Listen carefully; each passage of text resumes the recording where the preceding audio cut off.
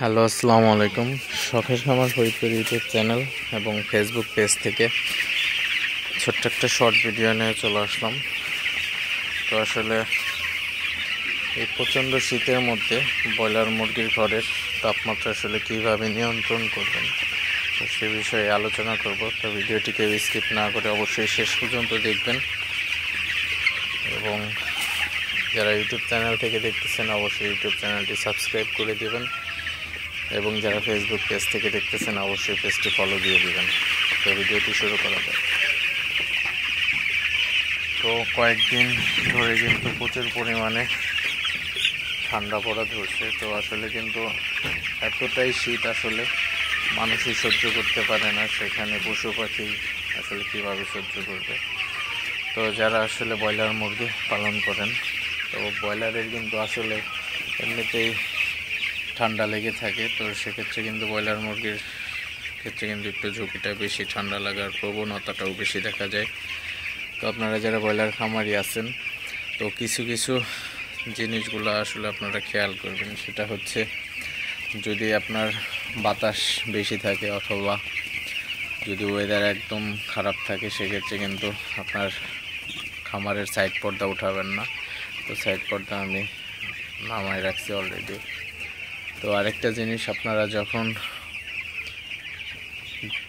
যদি অতিরিক্ত ঠান্ডা থাকে সেক্ষেত্রে কিন্তু আপনার 24 ঘন্টায় হিট বাল্বের ব্যবস্থা থাকতে হবে। তো আপনারা দেখতে পাচ্ছেন আমার এখানে, তো আমি এখানে কিন্তু 1800 ওয়াট বাল্ব ব্যবহার করছি। তো 1800 ওয়াটের হিট বাল্ব আমি লাগাইছি।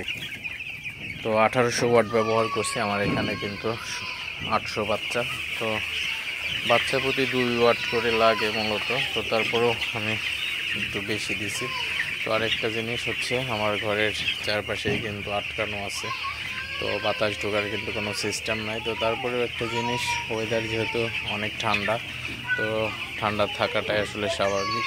তো এখন শীতকালীন সময়, তো তার মধ্যেও আপনার একটু বেশি যত্ন নিতে হবে বাচ্চার, তাহলে কিন্তু বাচ্চাগুলো সুস্থ থাকবে।